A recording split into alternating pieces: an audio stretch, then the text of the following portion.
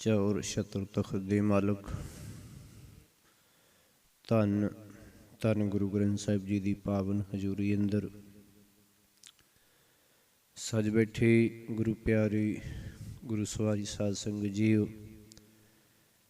ਅਤੇ इंटरनेट के माध्यम राही जुड़ रही समूह संगतां वडभागी हो जो पातशाह की पावन गोद अंदर पावन बाणी नाल जुड़ करके अपने जीवन के अमोलक सवासां नूं सफल करन दा यतन कर रहे हो। आओ सहज पाठ बाणी संध्या विचार दे नाल जुड़िए। पावन अंक 118 उत्तों कल आपां 15वीं अष्टपदी दे 4 पदे जिहड़े उह संपूर्ण कर लए सन। पंजवां पदा जिहड़ा आपां अज शुरू करना है। फतेह प्रवान करो जी। वाहिगुरू जी का खालसा वाहिगुरू जी की फतेह। एह जग वाड़ी मेरा प्रभ माली,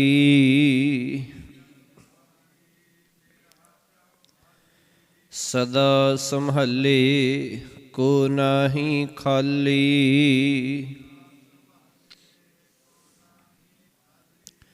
सतगुरु गुरु अमरदास पातशाह जी रहमत कर रहे हैं। ये जग वाड़ी भाव बगीची है, वाड़ी है ते मालक है आप ही इस बगीची का माली है। भाव मालक है। जीवन दी की वस है। सतगुरु जी आखरे ये जगत फुल्लां दी बगीची दे वांग है। तरह तरह दे फुल भाव कि जीव फुल्लां दे वांग जिहड़े इहदे विच जिहड़े ओह सजे होए ने ते मालक आप इन्हां फुल्लां दा इस बगीची दा जिहड़ा ओह माली है। सदा संभाले को नाही खाली, हरेक दी संभाल करदा है ओह मालक। उस दी संभाल तो कोई भी जीव खाली नहीं है, बिना नहीं है। कि माली बगीची दे विच जदों फुल्लां दी खेती करदा वो कदे भी किसी फुੱਲ दे नाल भेदभाव नहीं करदा कि आ फुੱਲ नूं मैं पानी नहीं देना जां आ फुੱਲ दी मैं कटाई नहीं करनी जां इहनूं मैं होर खुराक जिहड़ी देनी वो नहीं देनी। वो सारिआं नूं बराबर ही रखदा है और सारिआं नूं बड़े तरीके दे नाल संभालदा। इसे तरह मालक परमेश्वर भी वो किसी नाल भेदभाव नहीं करदा। सारिआं दी संभाल मालक आप ही करदा है ते कोई भी फुੱਲਾਂ वर्गा जिहड़ा जीव है ਉਹ ਉਹਦੀ ਸੰਭਾਲ ਤੋਂ ਵਾਂਝਾ ਨਹੀਂ ਹੈ। ਜਿਹੀ ਵਾਸ਼ਨਾ ਪਾਏ ਤੇਹੀ ਵਰਤੈ, ਵਾਸੂ ਵਾਸ ਜਨਾਵਣਿਆ।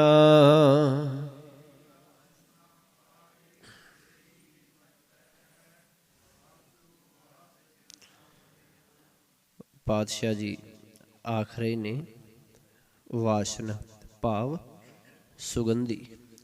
वासु वास का अर्थ भी फुल्लां दी सुगंधी है। पर इहो जिही सुगंधी जीव फुल दे अंदर माली प्रभु ही पाउंदा है। ओहो जिही उस दे अंदर काम करदी है कि जिवें पातशाह जी समझाउण दा यतन कर रहे कि जिहो जी सांभ संभाल मालक करदा है, जिहो जी खुराक जिहो जी भावना जिहो जी वासना जीव दे अंदर मालक पाउंदा है ओहो जिही ही उहदे अंदरों प्रगट हुंदी है। प्रभु माली वल्लों जीव फुੱਲ दे अंदर पाई सुगंधी तो बाहर उस दी सुगंधी प्रगट हुंदी कि जिहदे अंदर वो सुगंधी पाउंदा है भावना दी फिर ਉਹ ही प्रगट हुंदी है। भाव कि जिहड़े अंदर वो अपना अंश पाउंदा है ਉਹੀ जीव फिर ਉਹ इस बगीची का फुੱਲ बनता है, ਉਹੀ खिड़दा है। मन मुख रोगी है संसारा,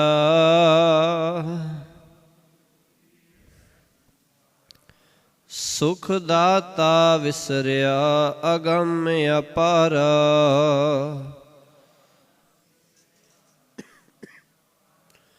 मनमुख रोगी है संसारा, ਆਪਣੇ ਮਨ ਦੇ ਪਿੱਛੇ ਤੁਰਨ ਵਾਲਾ ਜਗਤ ਵਿਕਾਰਾਂ ਵਿੱਚ ਪੈ ਕੇ ਰੋਗੀ ਹੋ ਰਿਹਾ ਹੈ। ਕਿ ਜਿਹੜਾ ਸੰਸਾਰ, ਜਿਹੜਾ ਵੀ ਜੀਵ ਆਪਣੇ ਮਨ ਪਿੱਛੇ ਤੁਰਦਾ ਹੈ, ਮਨ ਪਿੱਛੇ ਲੱਗਦਾ ਹੈ, ਉਹ ਸਾਰੇ ਕੀ ਹੈ, ਵਿਕਾਰਾਂ ਦੇ ਵਿੱਚ ਪੈ ਕੇ ਰੋਗੀ ਹੋਏ ਹੋਏ ਨੇ, ਉਹਨਾਂ ਨੂੰ ਰੋਗ ਲੱਗਿਆ ਹੋਇਆ ਹੈ। ਸੁਖ ਦਾਤਾ ਵਿਸਰਿਆ ਅਗੰਮ ਅਪਾਰਾ, ਕਿਉਂਕਿ ਇਸ ਨੂੰ ਸੁੱਖਾਂ ਦਾ ਦੇਣ ਵਾਲਾ ਅਪਹੁੰਚ ਤੇ ਬੇਅੰਤ ਪ੍ਰਭੂ ਵਿਸਰ ਗਿਆ ਹੈ। ਜਿਹੜਾ ਬੇਅੰਤ ਹੈ, ਅਪਾਰ ਹੈ, ਅਗੰਮ ਹੈ, ਉਹ ਸੁੱਖ ਦੇਣ ਵਾਲਾ ਹੈ, ਉਸ ਨੂੰ ਇਹ ਭੁੱਲ ਗਿਆ। ਇਸ ਕਰਕੇ ਸੰਸਾਰ ਵਿਕਾਰਾਂ ਦੇ ਵਿੱਚ ਗ੍ਰਸਤ ਹੋ ਕੇ ਰੋਗੀ ਬਣ ਗਿਆ ਹੈ। ਦੁਖੀਏ ਨਿਤ ਫਿਰੈ ਬਿਲ ਲਾਂਦੇ, ਬਿਨ ਗੁਰ ਸ਼ਾਂਤ ਨ ਪਾਵਣਿਆ।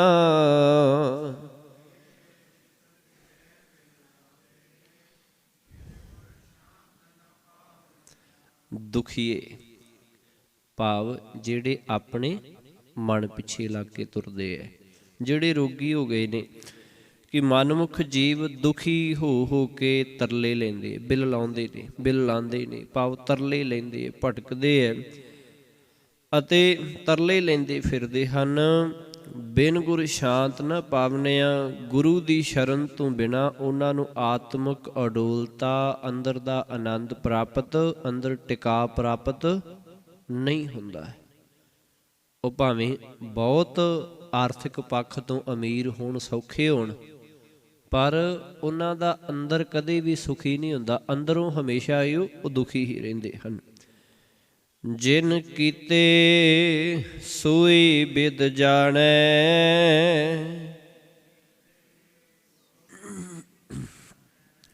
ਆਪ ਕਰੇ ਤਾਂ ਹੁਕਮ ਪਛਾਣੈ।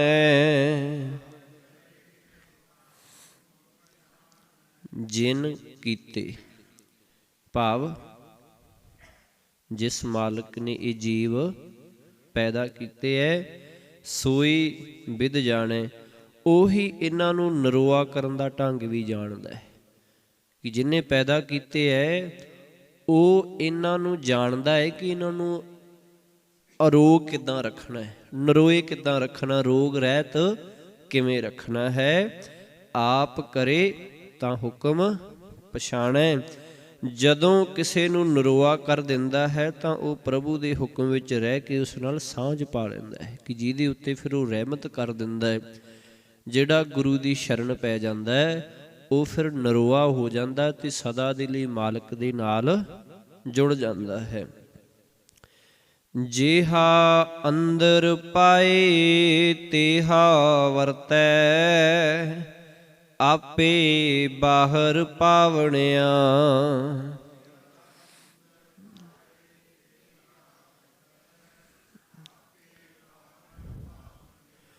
ਜਿਹਾ ਅੰਦਰ ਪਾਏ, ਕਿ ਜਿਹੋ ਜਿਹਾ ਆਤਮਿਕ ਜੀਵਨ ਪਰਮਾਤਮਾ ਕਿਸੇ ਜੀਵ ਦੇ ਅੰਦਰ ਪਾਉਂਦਾ ਹੈ, ਟਿਕਾਉਂਦਾ ਹੈ, ਬਖਸ਼ਦਾ ਹੈ, ਤੇਹਾ ਵਰਤੈ, ਉਸੇ ਤਰ੍ਹਾਂ ਉਹ ਜੀਵ ਫਿਰ ਵਰਤੋਂ ਵਿਹਾਰ ਕਰਦਾ ਹੈ। ਭਾਵ ਕਿ ਜਿਹਨੂੰ ਆਪਣੀ ਰਜ਼ਾ, ਆਪਣਾ ਹੁਕਮ ਉਹ ਬਖਸ਼ ਦਿੰਦਾ ਹੈ, ਜਿਹਦੇ ਹਿਰਦੇ ਦੇ ਅੰਦਰ ਉਹਦੀ ਰਜ਼ਾ, ਉਹਦਾ ਹੁਕਮ, ਗੁਰੂ ਦਾ ਸ਼ਬਦ ਟਿਕ ਜਾਂਦਾ ਹੈ, ਫਿਰ ਆਪਣਾ ਜੀਵਨ ਉਹ ਉਸੇ ਤਰ੍ਹਾਂ ਹੀ ਵਰਤੋਂ ਵਿਹਾਰ ਦੇ ਵਿੱਚ ਲਿਆਉਂਦਾ।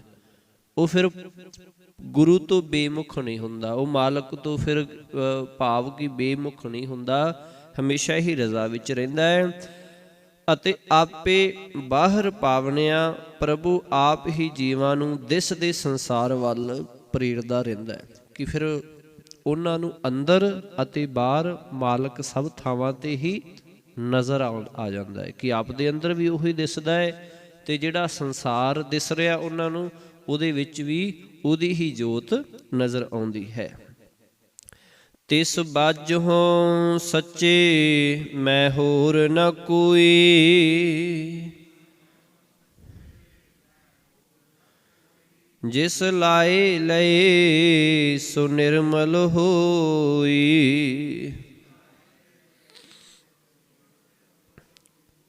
ਤਿਸ ਬਾਝੁ ਸੱਚੇ, ਕਿ ਮੈਨੂੰ ਉਸ ਸਦਾ ਥਿਰ ਪ੍ਰਭੂ ਤੋਂ ਬਿਨਾ ਹੋਰ ਕੋਈ ਨਹੀਂ ਦਿਸਦਾ, ਜੋ ਜੀਵ ਨੂੰ ਬਾਹਰ ਭਟਕਣ ਤੋਂ ਬਚਾ ਸਕੇ। ਤਿਸ ਬਾਝੁ ਸੱਚੇ, ਮੈਂ ਹੋਰ ਨਾ ਕੋਈ, ਮੈਨੂੰ ਹੋਰ ਕੋਈ ਦਿਸਦਾ ਹੀ ਨਹੀਂ ਉਸ ਸੱਚੇ ਮਾਲਕ ਤੋਂ ਬਿਨਾ, ਜਿਹੜਾ ਜੀਵ ਨੂੰ ਆਪਣੇ ਅੰਦਰ ਟਿਕਣ ਦੀ ਬਜਾਏ ਬਾਹਰਲੀ ਭਟਕਣਾ ਤੋਂ ਬਚਾ ਸਕੇ, ਕਿ ਜਿਹੜਾ ਬਚਾ ਸਕੇ ਬਾਹਰੋਂ ਬਾਰ-ਬਾਰ ਭਟਕਣ ਤੋਂ, ਆਪਣੇ ਅੰਦਰ ਜਿਹੜਾ ਹੈ ਉਹ ਟਿਕਣ ਦੀ ਸੋਝੀ ਨਾ ਬਖਸ਼ੇ। ਐਸੇ ਸਾਰੇ ਨੇ, ਪਰ ਤੇਰੇ ਵਰਗਾ ਕੋਈ ਨਹੀਂ ਜਿਹੜਾ ਆਪਣੇ ਅੰਦਰ ਹੀ ਟਿਕਾ ਦਿੰਦਾ, ਉਹਦਾ ਅੰਦਰ ਤੇ ਬਾਹਰ ਸਾਰਾ ਹੀ ਸੁਖੀ ਕਰ ਦਿੰਦਾ ਹੈ। ਜਿਸ ਲਾਏ ਲਏ ਸੋ ਨਿਰਮਲ ਹੋਈ। ਪਾਤਸ਼ਾਹ ਜੀ ਆਖ ਰਹੇ ਹਨ, ਜਿਸ ਮਨੁੱਖ ਨੂੰ ਉਹ ਆਪਣੇ ਚਰਨਾਂ ਵਿੱਚ ਜੋੜਦਾ ਹੈ, ਉਹ ਪਵਿੱਤਰ ਜੀਵਨ ਵਾਲਾ ਬਣ ਜਾਂਦਾ ਹੈ। ਕਿ ਜਿਹੜੇ ਉਹਦੇ ਮਾਲਕ ਦੇ ਚਰਨਾਂ ਨਾਲ ਫਿਰ ਜੁੜ ਜਾਂਦੇ ਹੈ, ਉਹ ਆਪੇ ਹੀ ਸੱਚੇ ਹੋ ਜਾਂਦੇ ਹੈ, ਉਹਨਾਂ ਦੇ ਜੀਵਨ ਵਿੱਚ ਕੋਈ ਖੋਟ ਨਹੀਂ ਰਹਿੰਦੀ। ਨਾਨਕ ਨਾਮ ਵਸੈ ਘਟ ਅੰਤਰ, ਜਿਸ ਦੇਵੈ ਸੋ ਪਾਵਣਿਆ।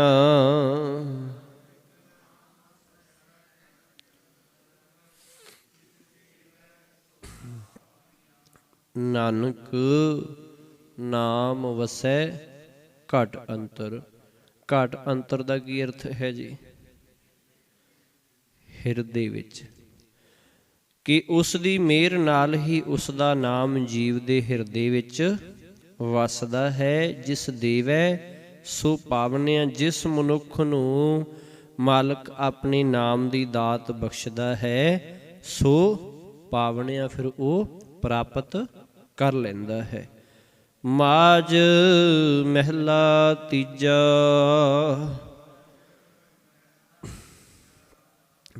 ਅੰਮ੍ਰਿਤ ਨਾਮ ਮਨ ਵਸਾਏ,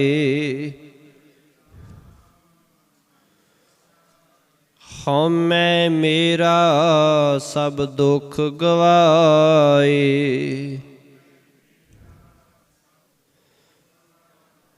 ਅੰਮ੍ਰਿਤ ਨਾਮ ਆਤਮਿਕ ਜੀਵਨ ਦੇਣ ਵਾਲਾ ਮਾਲਕ ਦਾ ਨਾਮ। ਪਾਤਸ਼ਾਹ ਜੀ ਆਖਣੇ, ਜਿਹੜਾ ਮਨੁੱਖ ਆਤਮਿਕ ਜੀਵਨ ਦੇਣ ਵਾਲਾ ਪ੍ਰਭੂ ਦਾ ਨਾਮ ਆਪਣੇ ਮਨ ਵਿੱਚ ਵਸਾਉਂਦਾ ਹੈ, ਹਉਮੈ ਮੇਰਾ ਸਭ ਦੁੱਖ ਗਵਾਏ, ਉਹ ਆਪਣੇ ਅੰਦਰੋਂ ਹਉਮੈ ਤੇ ਮਮਤਾ ਦਾ ਦੁੱਖ ਦੂਰ ਕਰ ਲੈਂਦਾ ਹੈ। ਹਉਮੈ ਅਤੇ ਮੇਰਾ ਦੋ ਹੀ ਚੀਜ਼ਾਂ ਨੇ ਨਾ, ਮੇਰਾ ਮੇਰਾ ਹਉਮੈ ਮੈਂ ਕਰਦੇ ਰਹਿਣਾ, ਕਿ ਜਿਹਦੇ ਅੰਦਰ ਫਿਰ ਮਾਲਕ ਦਾ ਨਾਮ ਹੀ ਵਸ ਜਾਂਦਾ ਹੈ, ਉਹਦੇ ਜੀਵਨ ਦੇ ਵਿੱਚੋਂ ਫਿਰ ਹਉਮੈ ਮੈਂ ਤੇ ਮੇਰਾ ਜਿਹੜਾ ਇਹ ਦੁੱਖ ਹੈ, ਇਹ ਮੁੱਕ ਜਾਂਦਾ ਹੈ, ਦੂਰ ਹੋ ਜਾਂਦਾ ਹੈ, ਦੂਰ ਕਰ ਲੈਂਦਾ ਹੈ। ਅੰਮ੍ਰਿਤ ਬਾਣੀ ਸਦਾ ਸਲਾਹੇ, ਅੰਮ੍ਰਿਤ ਅੰਮ੍ਰਿਤ ਪਾਵਣਿਆ।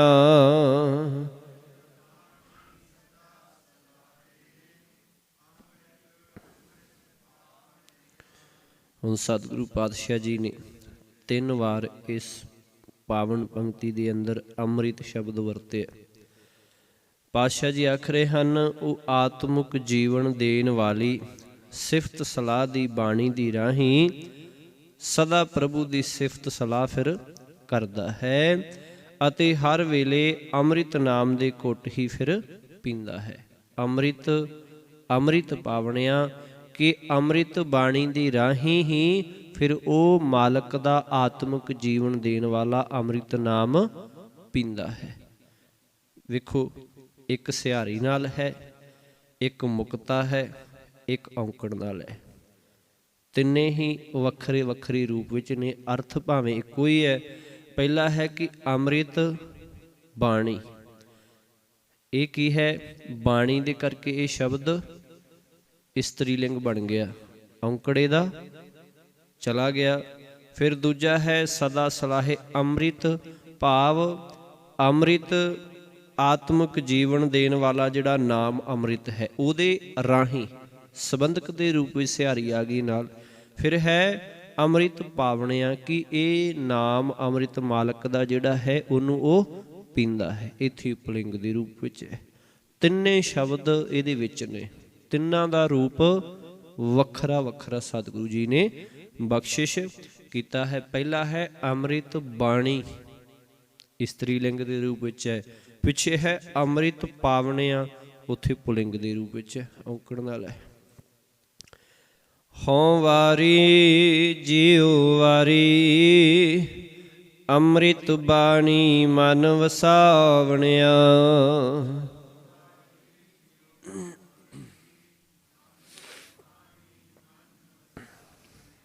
ਮੈਂ ਉਸ ਮਨੁੱਖ ਤੋਂ ਸਦਾ ਸਦਕੇ ਕੁਰਬਾਨ ਜਾਂਦਾ ਹਾਂ ਜੋ ਆਤਮਿਕ ਜੀਵਨ ਦੇਣ ਵਾਲੀ ਸਿਫਤ ਸਲਾਹ ਦੀ ਬਾਣੀ ਦੇ ਰਾਹੀਂ ਪਰਮਾਤਮਾ ਨੂੰ ਆਪਣੇ ਮਨ ਵਿੱਚ ਵਸਾਉਂਦਾ ਹੈ। ਹਾਂਜੀ ਕਿਰਪਾਲ ਸਿੰਘ ਜੀ, ਤੁਹਾਨੂੰ ਪਿਛਲੀ ਪੰਕਤੀ ਦੀ ਸਮਝ ਆ ਗਈ? ਤਿੰਨ ਸ਼ਬਦ ਅੰਮ੍ਰਿਤ ਜਿਹੜੇ ਕਿਵੇਂ ਦਿੱਤੇ, ਠੀਕ ਹੈ ਜੀ। ਬਾਕੀ ਵੀ ਸਾਰਿਆਂ ਨੂੰ ਸਮਝ ਆ ਗਈ ਕਿ ਇਹਨਾਂ ਦਾ ਰੂਪ ਕਿਉਂ ਵਾਰੀ ਵਾਰੀ ਬਦਲੇ।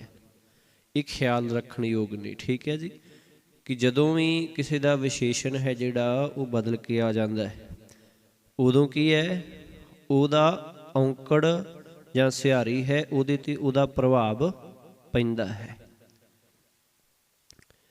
ਅੰਮ੍ਰਿਤ ਬਾਣੀ ਮਨ ਵਸਾਏ ਅੰਮ੍ਰਿਤ ਨਾਮ ਧਿਆਵਣਿਆ ਰਹਾਉ।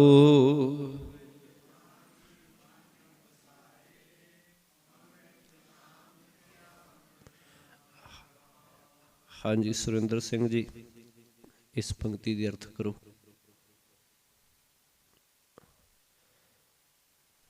ਹਾਂਜੀ ਅਮਰੀਕ ਸਿੰਘ ਜੀ।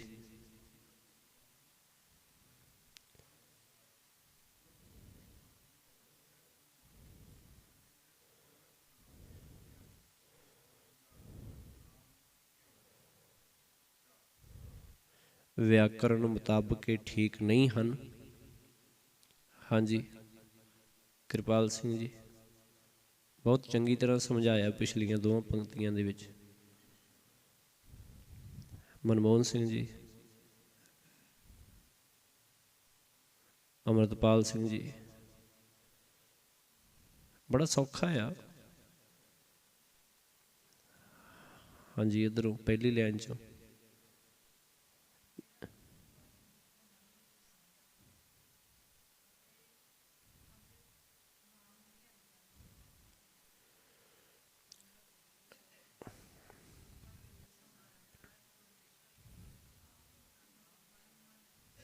ਠੀਕ ਹੈ, ਬਿਲਕੁਲ ਠੀਕ ਅਰਥ ਕੀਤੀ ਹੈ ਤੁਸੀਂ। ਦੇਖੋ ਇੱਥੇ ਫਿਰ ਦੋਵੇਂ ਨਿਯਮ ਨਾਲ ਨਾਲ ਨੇ। ਪਹਿਲੇ ਅੰਮ੍ਰਿਤ ਦੇ ਨਾਲ ਕੀ ਲਿਖਿਆ, ਕੀ ਹੈ, ਇਸਤਰੀ ਲਿੰਗ ਰੂਪ ਵਿੱਚ ਔਂਕੜ ਨਹੀਂ ਹੈ। ਫਿਰ ਪਿਛਲੇ ਪਾਸੇ ਹੈ ਅੰਮ੍ਰਿਤ ਨਾਮ। ਹੁਣ ਨਾਮ ਦੇ ਕਰਕੇ ਇਹਨੂੰ ਵੀ ਔਂਕੜ ਆ ਗਿਆ ਕਿਉਂਕਿ ਉਹ ਪੁਲਿੰਗ ਹੈ, ਇੱਕ ਵਚਨ ਵੀ ਨਾਲ ਔਂਕੜ ਲੱਗਿਆ, ਇਹਨੂੰ ਵੀ ਨਾਮ ਦੇ ਨਾਲ ਅੰਮ੍ਰਿਤ ਦਾ ਸਰੂਪ ਇੱਥੇ ਫਿਰ ਬਦਲ ਗਿਆ ਕਿ ਜੋ ਅੰਮ੍ਰਿਤ ਬਾਣੀ ਮਨ ਵਿੱਚ ਵਸਾਉਂਦਾ ਹੈ ਤੇ ਆਤਮਿਕ ਜੀਵਨ ਦੇਣ ਵਾਲਾ ਪ੍ਰਭੂ ਦਾ ਨਾਮ ਸਦਾ ਸਿਮਰਦਾ ਹੈ, ਧਿਆਉਂਦਾ ਹੈ। ਇਸੇ ਕਰਕੇ ਅਰਥ ਅਮਰੀਕ ਸਿੰਘ ਜੀ ਨੇ ਭਾਵੇਂ ਠੀਕ ਕੀਤੇ ਹੈ, ਪਰ ਉਹ ਕਹਿੰਦਾ ਆਪਾਂ ਵਿਆਕਰਨ ਦੇ ਮੁਤਾਬਕ ਉਹ ਢੁਕਦੇ ਨਹੀਂ ਸਨ। ਖੈਰ ਪਾਤਸ਼ਾਹ ਜੀ ਰਹਿਮਤ ਕਰ। ਅੰਮ੍ਰਿਤ ਬਾਣੀ ਮਨ ਵਸਾਏ ਅੰਮ੍ਰਿਤ ਨਾਮ ਧਿਆਵਣੇ, ਅਰਥ ਦੋਵਾਂ ਪੰਕਤੀਆਂ ਦੇ ਇੱਕੋ ਹੀ ਹੈ, ਪਰ ਇਹਨਾਂ ਦਾ ਸਰੂਪ ਇੱਕ ਪਾਸੇ ਇਸਤਰੀ ਲਿੰਗ ਰੂਪ ਵਿੱਚ ਹੈ, ਇੱਕ ਪਾਸੇ ਪੁਲਿੰਗ ਦੇ ਰੂਪ ਵਿੱਚ ਹੈ। ਅੰਮ੍ਰਿਤ ਬੋਲੇ ਸਦਾ ਮੁਖ ਵੈਣੀ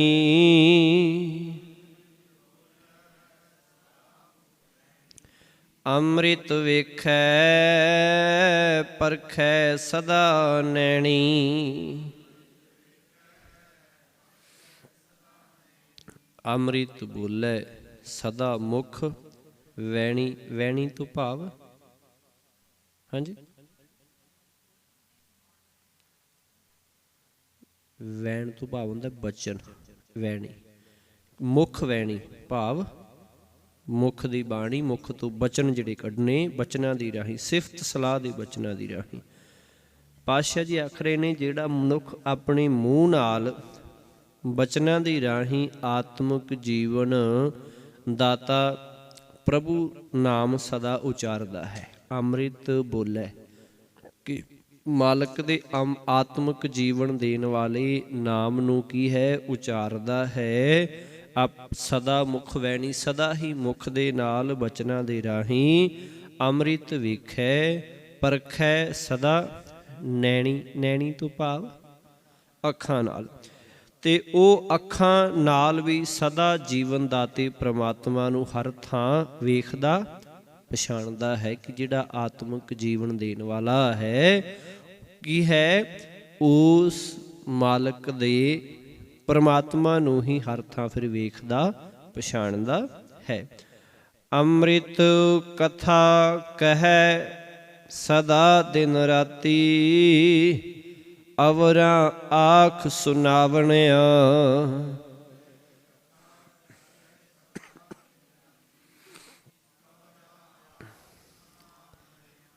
ਹਾਂਜੀ, ਇੱਥੇ ਔਂਕੜ ਫਿਰ ਉੱਡ ਗਿਆ, ਕੀ ਕਾਰਨ ਹੈ?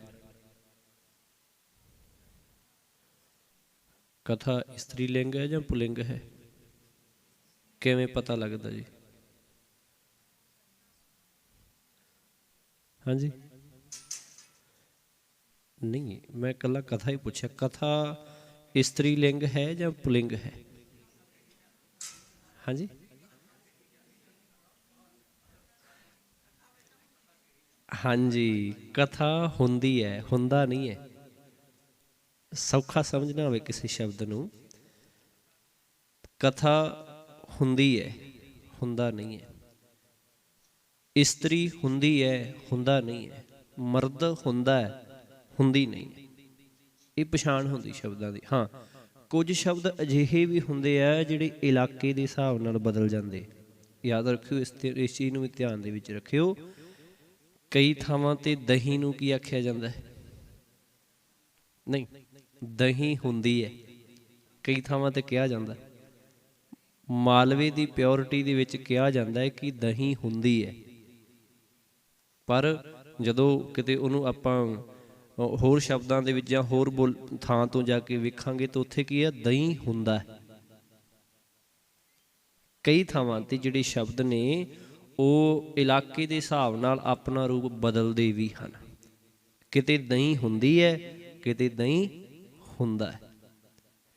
ਖੈਰ, ਪਾਤਸ਼ਾਹ ਜੀ ਰਹਿਮਤ ਕਰਨ ਕਿ ਕਈ ਥਾਵਾਂ ਤੇ ਐਸੇ ਸ਼ਬਦ ਹੁੰਦੇ ਨੇ ਜਿਹੜੇ ਬਦਲਦੇ ਰਹਿੰਦੇ ਹੈ, ਪਰ ਕਥਾ ਹੁੰਦੀ ਹੈ, ਕਥਾ ਹੁੰਦਾ ਨਹੀਂ ਹੈ। ਕੀਰਤਨ ਹੁੰਦਾ ਹੈ, ਪਰ ਕੀਰਤੀ ਹੁੰਦੀ ਹੈ। ਫਰਕ ਹੈ ਨਾ ਦੋਵਾਂ ਦੇ ਵਿੱਚ। ਹਾਂਜੀ, ਆਓ ਆਪਾਂ ਜੁੜੀਏ। ਅੰਮ੍ਰਿਤ ਕਥਾ ਕਹਿ ਸਦਾ ਦਿਨ ਰਾਤੀ, ਕਿ ਉਹ ਜੀਵਨ ਦਾਤੇ ਪ੍ਰਭੂ ਦੀ ਸਿਫਤ ਸਲਾਹ ਸਦਾ ਦਿਨ ਰਾਤ ਕਰਦਾ ਹੈ।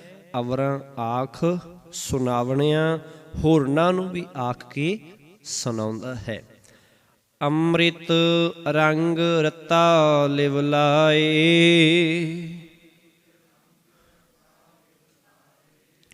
ਅੰਮ੍ਰਿਤ ਗੁਰ ਪ੍ਰਸਾਦੀ ਪਾਏ। ਹੁਣ ਇੱਥੇ ਇਹ ਜਿਹੜਾ ਸ਼ਬਦ ਹੈ ਅੰਮ੍ਰਿਤ, ਉਹ ਮਾਲਕ ਜੀ ਦੇ ਲਈ ਵਰਤਿਆ ਜਾ ਰਿਹਾ ਹੈ। ਜਦੋਂ ਇੱਕ ਵਚਨ ਦੇ ਰੂਪ ਵਿੱਚ ਆ ਰਿਹਾ ਹੈ ਕਿ ਕਈ ਥਾਵਾਂ ਤੇ ਇਸ ਸ਼ਬਦ ਨੂੰ ਇਸ ਤਰੀਕੇ ਨਾਲ ਵਰਤਿਆ ਜਾ ਰਿਹਾ ਕਿ ਜਦੋਂ ਨਾਮ ਨਾਲ ਆ ਰਿਹਾ ਹੈ ਉਦੋਂ ਨਾਮ ਜਿਹੜਾ ਹੈ ਉਹ ਵੀ ਅਮਰ ਹੋਣ ਵਾਲਾ, ਤੇ ਅਮਰ ਹੋਣ ਵਾਲੇ ਦਾ ਇਹ ਨਾਮ ਹੈ ਕਿ ਇੱਥੇ ਵੀ ਹੁਣ ਅੰਮ੍ਰਿਤ ਭਾਵ ਜਿਹੜਾ ਅੰਮ੍ਰਿਤ ਹੈ, ਜਿਹੜਾ ਮਰਦਾ ਨਹੀਂ ਹੈ। ਇਹੀ ਹੈ ਨਾ ਅਰਥ ਇਹਦੇ, ਭਾਵ ਜਿਹੜਾ ਜੀਵਨ ਦਾਤਾ ਹੈ। ਪਾਤਸ਼ਾਹ ਜੀ ਆਖ ਰਹੇ ਹਨ, ਅੰਮ੍ਰਿਤ ਰੰਗ ਰਤਾ ਲਿਵ ਲਾਏ, ਜਿਹੜਾ ਮਨੁੱਖ ਜੀਵਨ ਦਾਤੇ, ਭਾਵ ਜੀਵਨ ਦਾਤਾ ਜਿਹੜਾ ਅੰਮ੍ਰਿਤ ਹੈ, ਜਿਹੜਾ ਮਰਦਾ ਨਹੀਂ ਹੈ, ਪ੍ਰਭੂ ਦੇ ਪ੍ਰੇਮ ਰੰਗ ਵਿੱਚ ਰੰਗਿਆ ਹੋਇਆ, ਰੱਤਾ ਲਿਵ ਲਾਏ, ਪ੍ਰਭੂ ਚਰਨਾਂ ਵਿੱਚ ਸੁਰਤ ਜੋੜਦਾ ਹੈ, ਲਿਵ ਲਾਉਂਦਾ ਹੈ। ਅੰਮ੍ਰਿਤ ਗੁਰ ਪ੍ਰਸਾਦੀ ਪਾਏ, ਉਹ ਗੁਰੂ ਦੀ ਕਿਰਪਾ ਨਾਲ ਉਸ ਜੀਵਨ ਦਾਤੇ ਨੂੰ ਮਿਲ ਪੈਂਦਾ ਹੈ। ਅੰਮ੍ਰਿਤ ਗੁਰ ਪ੍ਰਸਾਦੀ ਪਏ, ਗੁਰੂ ਦੀ ਕਿਰਪਾ ਦੇ ਨਾਲ ਅੰਮ੍ਰਿਤ ਨੂੰ, ਭਾਵ ਜਿਹੜਾ ਅੰਮ੍ਰਿਤ ਹੈ, ਭਾਵ ਜੀਵਨ ਦਾਤਾ ਮਾਲਕ ਪਰਮੇਸ਼ਰ ਹੈ, ਉਹਨੂੰ ਮਿਲ ਪੈਂਦਾ ਹੈ। ਅੰਮ੍ਰਿਤ ਰਸਨਾ ਬੋਲੇ ਦਿਨ ਰਾਤੀ, ਮਨ ਤਨ ਅੰਮ੍ਰਿਤ ਪਿਆਵਣਿਆ।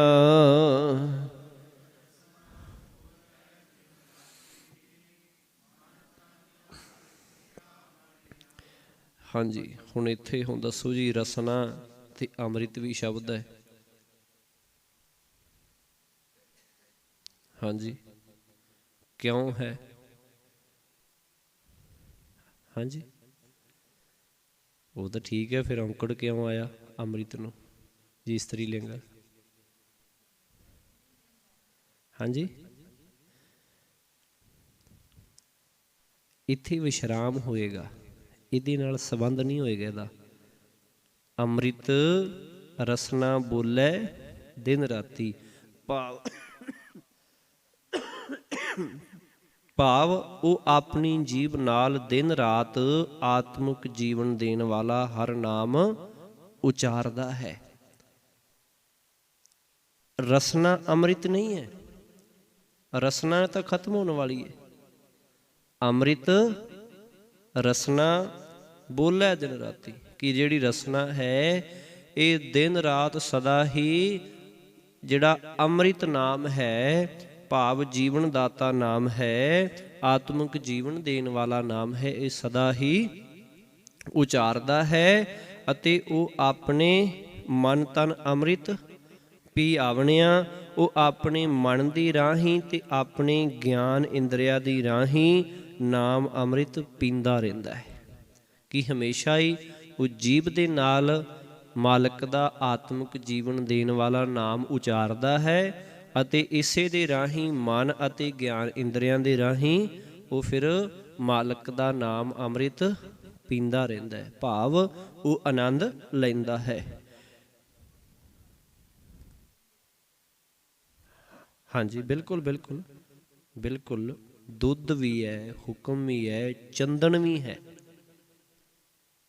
ਬਿਖ ਅੰਮ੍ਰਿਤ ਬਸੈ ਇੱਕ ਸੰਗਾ ਸ਼ਬਦ ਆਉਂਦਾ, ਦੇਖੋ ਜਦੋਂ ਗੁਰਬਾਣੀ ਦੇ ਵਿੱਚ ਆਏਗਾ ਵੀ, ਬਿਖ ਅੰਮ੍ਰਿਤ ਬਸੈ ਇੱਕ ਸੰਗਾ, ਕਿ ਜਿਵੇਂ ਚੰਦਨ ਦਾ ਰੁੱਖ ਹੈ, ਉਹਦੇ ਉੱਤੇ ਸੱਪ ਲਿਪਟੇ ਹੁੰਦੇ, ਸੱਪ ਦੇ ਅੰਦਰ ਕਿੰਨਾ ਜ਼ਹਿਰ ਹੈ, ਪਰ ਹੁਣ ਆ ਚੰਦਨ ਹੈ ਜਿਹੜਾ ਅੰਮ੍ਰਿਤ ਵਰਗਾ ਹੈ, ਉਹਦੇ ਉੱਤੇ ਲਿਪਟੇ ਹੁੰਦੇ ਕਿ ਉਹ ਆਪਦੀ ਕੀ ਹੈ, ਉਹ ਆਪਣੇ ਆਪ ਨੂੰ ਠੰਡਕ ਦੇ ਸਕਣ। ਵੱਖ ਵੱਖ ਅਰਥਾਂ ਦੇ ਵਿੱਚ ਆਉਂਦਾ ਹੈ ਅੰਮ੍ਰਿਤ, ਮਾਲਕ ਵਾਸਤੇ ਵੀ ਹੈ, ਨਾਮ ਵਾਸਤੇ ਵੀ ਹੈ, ਬਾਣੀ ਵਾਸਤੇ ਵੀ ਹੈ। ਅੰਮ੍ਰਿਤ ਨਾ ਮਰਨ ਵਾਸਤੇ ਵੀ ਹੈ, ਪਰ ਹਰ ਵਾਰੀ ਸਾਨੂੰ ਬਾਣੀ ਇਹ ਸਿਖਾਏਗੀ, ਉਸੇ ਵੇਲੇ ਦੱਸ ਦੇਗੀ ਇਹਦਾ ਅਰਥ ਕਿਵੇਂ ਹੈ, ਕਿੱਥੇ ਹੈ। ਜਿਵੇਂ ਇੱਥੇ ਸਤਿਗੁਰੂ ਜੀ ਨੇ ਸਭ ਤੋਂ ਵੱਧ ਤਾਂ ਇੱਥੇ ਸਮਝਾ ਰਹੇ, ਦੱਸਦੇ ਜਾ ਰਹੇ ਨਾਲ ਨਾਲ। ਸੋ ਕਿਛ ਕਰੈ ਜੋ ਚਿਤ ਨਾ ਹੋਈ, ਤਿਸ ਦਾ ਹੁਕਮ ਮੇਟ ਨ ਸਕੈ ਕੋਈ। ਹਾਂਜੀ, ਇੱਥੇ ਤਿਸ ਕੱਲਾ ਹੀ ਆ ਗਿਆ, ਤਿਸ ਦਾ ਸੰਬੰਧਕ ਤੇ ਕਰਕੇ ਇਹਦਾ ਔਂਕੜ ਹਟ ਗਿਆ ਹੈ, ਉੱਡ ਗਿਆ ਹੈ। ਸੋ ਕਿਛ ਕਰੈ ਜੋ ਚਿਤ ਨਾ ਹੋਈ, ਕਿ ਪਰਮਾਤਮਾ ਉਹ ਕੁਝ ਕਰ ਦਿੰਦਾ ਹੈ ਜੋ ਜੀਵਾਂ ਦੇ ਚਿੱਤ ਚੇਤੇ ਵੀ, ਜਿਵੇਂ ਹੁਣ ਇੱਕ ਪਾਵਨ ਸ਼ਬਦ ਆਪਾਂ ਆਮ ਪੜ੍ਹਦੇ ਹਾਂ ਜਦੋਂ ਕੋਈ ਸੰਸਾਰ ਤੋਂ ਚਲਾ ਜਾਂਦਾ ਹੈ, ਦਰਿਆਵੇ ਕੰਨੇ ਬਗੁਲਾ ਕੇਲ ਕਰਿੰਦੇ ਹੰਜਨੋ, ਬਾਜ ਪਏ ਤਿਸ ਰੱਬ ਦੇ, ਜੋ ਮਨ ਚੇਤਨਾ ਚੇਤੇ ਸਨ, ਸੋ ਗਾਲੀ ਰੱਬ ਕੀਆਂ। ਕਿ ਮਲ ਕੋਈ ਚਿੱਤ ਚੇਤਾ ਨਹੀਂ ਸੀ, ਸੰਸਾਰ ਦੀ ਖੇਡ ਵਿੱਚ ਜੀਵ ਲੱਗਾ ਹੋਇਆ ਹੈ, ਦਰਿਆ ਦੇ ਕੰਢੇ ਤੇ ਬੈਠਾ ਹੋਇਆ, ਲੱਗਾ ਹੋਇਆ ਆਪਣੀ ਮਸਤੀ ਦੇ ਵਿੱਚ, ਪਰ ਪਤਾ ਹੀ ਨਹੀਂ ਕਦੋਂ ਮਾਲਕ ਦਾ ਹੁਕਮ ਰੂਪ ਜੰਮ ਆਉਂਦਾ ਹੈ ਤੇ ਇਹਨੂੰ ਫੜ ਕੇ ਲੈ ਜਾਂਦਾ, ਸਾਰੀਆਂ ਖੇਡਾਂ ਹੀ ਭੁੱਲ ਜਾਂਦੀਆਂ, ਸਭ ਕੁਝ ਹੀ ਖਤਮ ਹੋ ਜਾਂਦਾ। ਭਾਵ ਜੋ ਨਹੀਂ ਚਿੱਤ ਚੇਤੇ ਹੁੰਦਾ ਸੀ ਉਹ ਮਾਲਕ ਕਰ ਦਿੰਦਾ। ਹੁੰਦਾ ਨਾ ਐਸਾ ਕਿ ਕੱਲ੍ਹ ਤੇ ਚੰਗੇ ਭਲੇ ਮਿਲੇ ਸੀ, ਠੀਕ ਠਾਕ ਸੀ, ਗੱਲਬਾਤ ਹੋਈ, ਏਡੀ ਛੇਤੀ ਕੀ ਹੋ ਗਿਆ। ਹੁੰਦਾ ਨਾ ਐਸਾ। ਭਾਵ ਜਿਹੜਾ ਕੁਝ ਨਹੀਂ ਚਿੱਤ ਚੇਤੇ ਹੁੰਦਾ ਮਾਲਕ ਉਹ ਕਰ ਦਿੰਦਾ ਹੈ। ਤਿਸ ਦਾ ਹੁਕਮ ਮੇਟ ਨਾ ਸਕੈ ਕੋਈ, ਕੋਈ ਵੀ ਜੀਵ ਉਸ ਮਾਲਕ ਦਾ ਹੁਕਮ ਵੀ ਮੋੜ ਨਹੀਂ ਸਕਦਾ। ਕਿ ਮਤਾ ਕਿਤੇ ਕੋਈ ਆਖੇ ਕਿ ਮੋੜ ਦੇਵਾਂਗਾ ਹੁਕਮ, ਪਰ ਉਹਦਾ ਹੁਕਮ ਮੋੜਿਆ ਨਹੀਂ ਜਾ ਸਕਦਾ। ਹੁਕਮੇ ਵਰਤੈ ਅੰਮ੍ਰਿਤ ਬਾਣੀ, ਹੁਕਮੇ ਅੰਮ੍ਰਿਤ ਪੀਆਵਣਿਆ।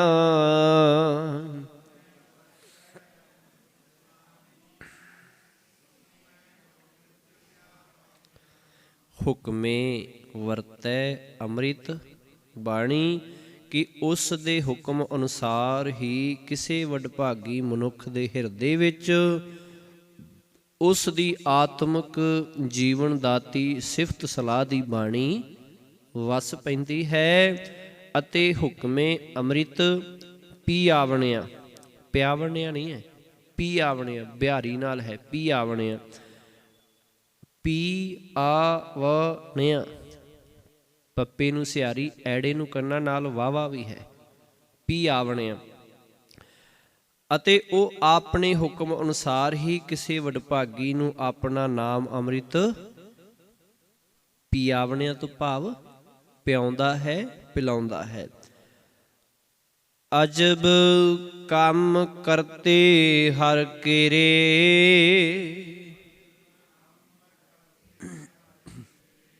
ਏ ਮਨ ਭੂਲਾ ਜਾਂਦਾ ਫੇਰੇ।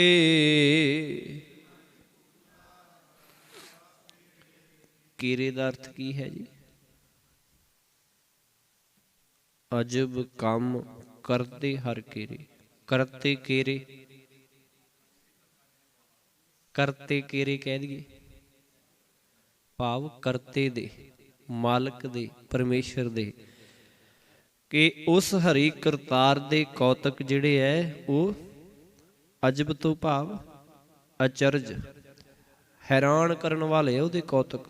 ਅਜਬ ਹੀ ਹੈ, ਬੜੇ ਅਜਬ, ਜਿਹਨੂੰ ਆਪਾਂ ਕਹਿੰਦੇ ਬੜਾ ਅਜਬ ਕੰਮ ਹੈ, ਭਾਵ ਬੜਾ ਅਜੀਬ ਜੇ ਕਿ ਪਤਾ ਵੀ ਨਹੀਂ ਹੁੰਦਾ ਕਿ ਹੈਰਾਨਗੀ ਵਾਲਾ ਕਾਰਜ ਜਿਹੜਾ ਹੋ ਜਾਂਦਾ ਹੈ।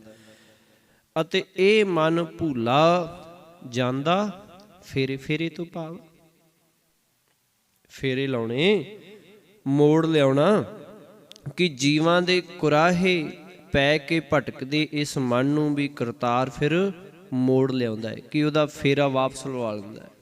ਕਿ ਮਨ ਭਟਕਿਆ ਹੁੰਦਾ ਜਿਹੜਾ, ਉਹਨੂੰ ਕੀ ਹੈ, ਫੇਰੇ ਤੋਂ ਭਾਵ ਉਹਨੂੰ ਫੇਰ ਦਿੰਦਾ, ਮੋੜ ਲਿਆਉਂਦਾ ਹੈ। ਅੰਮ੍ਰਿਤ ਬਾਣੀ ਸਿਉ ਚਿਤ ਲਾਏ, ਅੰਮ੍ਰਿਤ ਸ਼ਬਦ ਵਜਾਵਣਿਆ।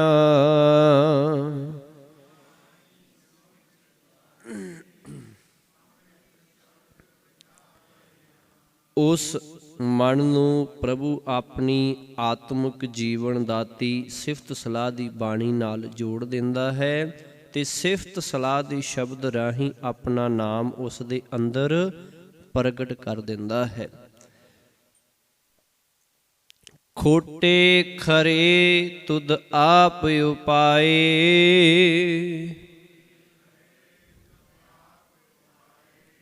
ਤੁਧ ਆਪੇ ਪਰਖੇ ਲੋਕ ਸਬਾਏ।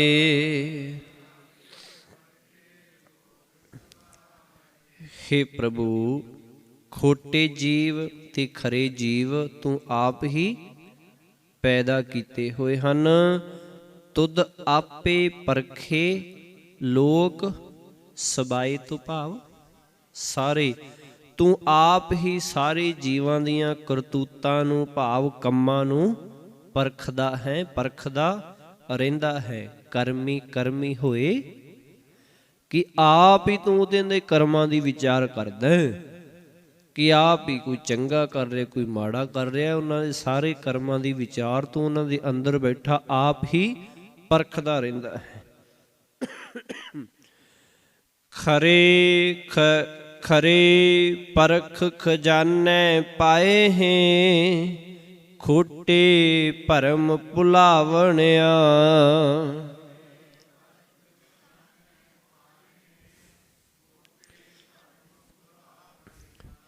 ਕਿਹੜੀ ਪੰਕਤੀ ਇੱਥੇ ਢੁਕਦੀ ਹੈ ਜੀ? ਜਪਜੀ ਸਾਹਿਬ ਜੀ ਦੇ ਵਿੱਚੋਂ ਇੱਕ ਪੰਕਤੀ ਹੈ, ਖਰੇ ਪਰਖ ਖਜ਼ਾਨੇ, ਭਾਵ ਉਹ ਆਪਣੇ ਨੇੜੇ ਰੱਖ ਲੈਂਦਾ ਹੈ ਆਪਣੇ ਖਜ਼ਾਨੇ ਵਿੱਚ, ਤੇ ਖੋਟੇ ਭਰਮ ਉਹਨਾਂ ਨੂੰ ਦੂਰ ਕਰ ਦਿੰਦਾ ਹੈ। ਬਹੁਤ ਵਾਰ ਸਾਂਝੀ ਕਰਦੇ ਆਪਾਂ। ਹਾਂਜੀ, ਅਖੀਰਲੇ ਸ਼ਲੋਕ ਵਿੱਚ ਹੈ, ਕਰਮੀ ਆਪੋ ਆਪਣੀ ਕੇ ਨੇੜੇ ਕੇ ਦੂਰ। ਉਸੇ ਤਰ੍ਹਾਂ ਹੀ ਕਿ ਖਰੇ ਜੀਵਾਂ ਨੂੰ ਪਰਖ ਕੇ ਉਹਨਾਂ ਦੇ ਕਰਮਾਂ ਦੀ ਵਿਚਾਰ ਕਰਕੇ ਤੂੰ ਆਪਣੇ ਖਜ਼ਾਨੇ ਵਿੱਚ ਪਾ ਲੈਣਾ, ਭਾਵ ਆਪਣੇ ਨੇੜੇ ਰੱਖ ਲੈਣਾ, ਭਾਵ ਆਪਣੇ ਚਰਨਾਂ ਵਿੱਚ ਜੋੜ ਲੈਣਾ, ਤੇ ਖੋਟੇ ਜੀਵਾਂ ਨੂੰ ਭਟਕਣਾ ਵਿੱਚ ਪਾ ਕੇ ਫਿਰ ਉਹ ਕੁਰਾਹੇ ਉਹਨਾਂ ਨੂੰ ਪਾ ਦੇਣਾ ਕਿ ਜਿਹੜੇ ਰਸਤੇ ਉਹ ਪਏ ਆ ਫਿਰ ਉਹ ਉੱਥੇ ਹੀ ਪਏ ਰਹਿੰਦੇ ਆ, ਉਹ ਦੂਰ ਹੀ ਰਹਿੰਦੇ ਆ ਮਾਲਕ ਦੀ ਯਾਦ ਤੋਂ। ਉਹਦੇ ਹੁੰਦਾ ਮਾਲਕ ਕੋਲ ਹੈ ਪਰ ਉਹ ਹਮੇਸ਼ਾ ਹੀ ਦੂਰ ਹੀ ਰਹਿੰਦੇ ਆ, ਭਾਵ ਭਟਕੇ ਰਹਿੰਦੇ ਆ, ਕੁਰਾਹੇ ਪਏ ਰਹਿੰਦੇ ਆ। ਇੱਥੋਂ ਹੁਣ ਕਿੰਨਾ ਵੱਡਾ ਸਬਕ ਦਿੱਤਾ ਸਤਿਗੁਰੂ ਜੀ ਨੇ ਸਾਨੂੰ ਇਸ ਸ਼ਬਦ ਦੇ ਅੰਦਰੋਂ, ਇਸ ਪਦੇ ਦੇ ਅੰਦਰੋਂ, ਕਿ ਖੋਟੇ ਤੇ ਖਰੇ ਮਾਲਕ ਨੇ ਆਪ ਹੀ ਪੈਦਾ ਕੀਤੇ ਹੈ। ਕਿ ਕੀਤੇ ਮਾਲਕ ਨੇ ਸਾਰੇ ਹੀ ਪੈਦਾ ਹੈ, ਪਰ ਆਪਣੇ ਕਰਮਾਂ ਦੇ ਕਰਕੇ ਕੋਈ ਖੋਟਾ ਬਣ ਜਾਂਦਾ, ਕੋਈ ਖਰਾ ਬਣ ਜਾਂਦਾ ਹੈ। ਅਤੇ ਨਾਲ ਹੀ ਆਪੇ ਪਰਖੇ, ਫਿਰ ਮਾਲਕ ਆਪ ਹੀ ਪਰਖ ਕਰਦਾ ਉਹਨਾਂ ਦੀ। ਜਿਹੜਾ ਖੋਟਾ ਹੁੰਦਾ ਹੈ ਉਹਨੂੰ ਫਿਰ ਬਾਹਰ ਸੁੱਟ ਦਿੰਦਾ, ਭਾਵ ਜਿਹੜਾ ਖੋਟਾ ਉਹ ਜਿਹੜਾ ਚੱਲਦਾ ਨਹੀਂ, ਕਿਸੇ ਕੰਮ ਦਾ ਨਹੀਂ। ਖੋਟਾ ਆਪਾਂ ਉਹਨੂੰ ਕਹਿੰਦੇ ਖੋਟਾ ਹੀ ਸਿੱਕਾ ਹੈ, ਭਾਵ ਨਹੀਂ ਚੱਲਣਯੋਗ, ਜਿਹੜਾ ਨਕਲੀ ਹੈ ਜਾਂ ਜਿਹਦੀ ਅਵਧੀ ਲੰਘ ਗਈ ਹੈ ਕਿ ਬਸ ਇਹ ਤਾਂ ਹੁਣ ਕਿਸੇ ਕੰਮ ਦਾ ਨਹੀਂ ਹੈ। ਤੇ ਜਿਹੜਾ ਖਰਾ ਹੁੰਦਾ ਹੈ, ਜਿਹੜਾ ਪੂਰਨ ਤੌਰ ਤੇ ਕੰਮ ਆਉਂਦਾ ਹੈ, ਕਿ ਤਾਂ ਖਰਾ ਹੈ, ਅਤੇ ਉਹਨੂੰ ਮਾਲਕ ਆਪਣੇ ਖਜ਼ਾਨੇ ਵਿੱਚ ਪਾ ਲੈਂਦਾ ਹੈ। ਇਹ ਸਾਡੇ ਜੀਵਨ 'ਤੇ ਪੂਰਨ ਤੌਰ 'ਤੇ ਗੱਲ ਲਾਗੂ ਹੁੰਦੀ ਹੈ, ਇਹ ਸਾਡੇ ਵਾਸਤੇ ਹੈ। ਅਸੀਂ ਹੁਣ ਖਰੇ ਹਾਂ ਜਾਂ ਖੋਟੇ ਹਾਂ, ਇਹ ਸਾਨੂੰ ਪਤਾ ਸਾਰਿਆਂ ਨੂੰ ਕਿ ਅਸੀਂ ਕਿੰਨੇ ਕੁ ਖਰੇ ਹਾਂ ਅਤੇ ਕਿੰਨੇ ਕੁ ਖੋਟੇ ਹਾਂ। ਸਾਰੇ ਹੀ ਜਿੰਨੇ ਆਪਾਂ ਬੈਠੇ ਹਾਂ, ਜਿੰਨੇ ਵੀ ਇੰਟਰਨੈਟ ਦੇ ਮਾਧਿਅਮ ਰਾਹੀਂ ਸੁਣ ਰਹੇ ਆ ਜਾਂ ਸਮਾਜ ਵਿੱਚ ਵਿਚਰਦੇ ਆ, ਸਭ ਨੂੰ ਪਤਾ ਹੁੰਦਾ ਹੈ ਕਿ ਅਸੀਂ ਅੰਦਰੋਂ ਕੀ ਹਾਂ, ਅਸੀਂ ਕਿਸੇ ਦੂਸਰੇ ਨੂੰ ਕਿਹੜੀ ਨਿਗਾਹ ਨਾਲ, ਕਿਹੜੀ ਭਾਵਨਾ ਨਾਲ ਕਿਵੇਂ ਵੇਖਦੇ ਹਾਂ, ਇਹ ਸਭ ਨੂੰ ਪਤਾ ਹੁੰਦਾ ਕਿ ਇਹ ਠੀਕ ਹੈ ਕਿ ਗਲਤ ਹੈ। ਜਿਨ੍ਹਾਂ ਨੇ ਬਾਣੀ ਪੜ੍ਹੀ ਹੈ ਜਾਂ ਚੰਗੇ ਸੰਸਕਾਰ ਨੇ, ਜੇ ਉਹ ਵੀ ਐਸਾ ਕਰਦੇ ਨੇ ਤਾਂ ਉਹਨਾਂ ਵਾਸਤੇ ਦੂਜੇ ਜਿਹੜਾ ਨਹੀਂ ਜਾਣਦਾ ਉਹਨਾਂ ਨਾਲੋਂ ਬਹੁਤ ਵੱਡਾ ਗੁਨਾਹ ਕਰਦੇ ਆ। ਉਹ ਗੁਨਾਹ ਹੁੰਦਾ ਹੈ ਕਿ ਪਤਾ ਹੈ ਕਿ ਬਾਣੀ ਆ ਕਹਿੰਦੀ ਹੈ, ਗੁਰੂ ਆ ਆਖਦਾ ਹੈ, ਮਾਲਕ ਦਾ ਆ ਹੁਕਮ ਹੈ, ਫਿਰ ਵੀ ਗਲਤ ਕੰਮ ਕਰਨਾ, ਉਹਦੇ ਵਾਸਤੇ ਮਾਫੀ ਛੇਤੀ ਨਹੀਂ ਹੁੰਦੀ, ਯਾਦ ਰੱਖਿਓ। ਉਹਦੇ ਵਾਸਤੇ ਫਿਰ ਉਹ ਕੰਮ ਕਈ, ਉਹ ਪਾਪ ਜਾਂ ਕਹਿ ਦਈਏ ਉਹ ਬੁਰਾ ਕਰਮ ਕਈ ਗੁਣਾ ਵੱਡਾ ਹੁੰਦਾ ਹੈ। ਇੱਕ ਤਾਂ ਹੈ ਨਾ ਜਿਹਨੂੰ ਪਤਾ ਹੀ ਨਹੀਂ ਹੈ, ਇੱਕ ਜਿਹਨੂੰ ਪਤਾ ਫਿਰ ਵੀ ਉਹ ਗਲਤੀ ਕਰਦਾ ਹੈ। ਇਸੇ ਵਾਸਤੇ ਪਾਤਸ਼ਾਹ ਜੀ ਰਹਿਮਤ ਕਰ ਰਹੇ ਹੈ ਕਿ ਮਨੁੱਖਾ ਖਰਾ ਬਣਨਾ ਹੈ ਕਿ ਖੋਟਾ ਬਣਨਾ ਹੈ, ਇਹ ਆਪਣੀ ਵਿਚਾਰ ਆਪੇ ਕਰ ਲਾ। ਖਰਾ ਹੋ ਜਾਏਗਾ ਤੇ ਮਾਲਕ ਦੇ ਚਰਨਾਂ ਵਿੱਚ ਜੁੜਿਆ ਰਹੇਗਾ, ਆਤਮਿਕ ਆਨੰਦ ਸੁੱਖ ਮਾਣੇਗਾ। ਤੇ ਜੇ ਖੋਟਾ ਹੋ ਜਾਏਗਾ ਤੇ ਫਿਰ ਮਾਲਕ ਦੇ ਦਰ ਤੋਂ ਦੂਰ ਹੀ ਭਟਕਣਾ ਪੈਣਾ। ਸਰੀਰ ਭਾਵੇਂ ਤੇਰਾ ਕੋਲ ਰਹੇ ਮਾਲਕ ਦੇ, ਪਰ ਅੰਦਰੋਂ ਤੂੰ ਹਮੇਸ਼ਾ ਦੂਰ ਹੀ ਰਹੇਗਾ। ਸਤਿਗੁਰੂ ਜੀ ਰਹਿਮਤ ਕਰਨ। 6 ਪਦੇ ਆਪਾਂ ਇਸ ਸ਼ਬਦ ਦੇ ਕੀਤੇ ਹਨ। ਅਗਲੀ ਵਿਚਾਰ ਆਪਾਂ ਕੱਲ੍ਹ ਦੇ ਦੀਵਾਨ ਵਿੱਚ ਕਰਾਂਗੇ। ਹੋਈਆਂ ਭੁੱਲਾਂ ਦੀ ਖਿਮਾ। ਫਤਿਹ ਪ੍ਰਵਾਨ ਗੁਰੂ ਜੀ। ਵਾਹਿਗੁਰੂ ਜੀ ਕਾ ਖਾਲਸਾ, ਵਾਹਿਗੁਰੂ ਜੀ ਕੀ ਫਤਿਹ।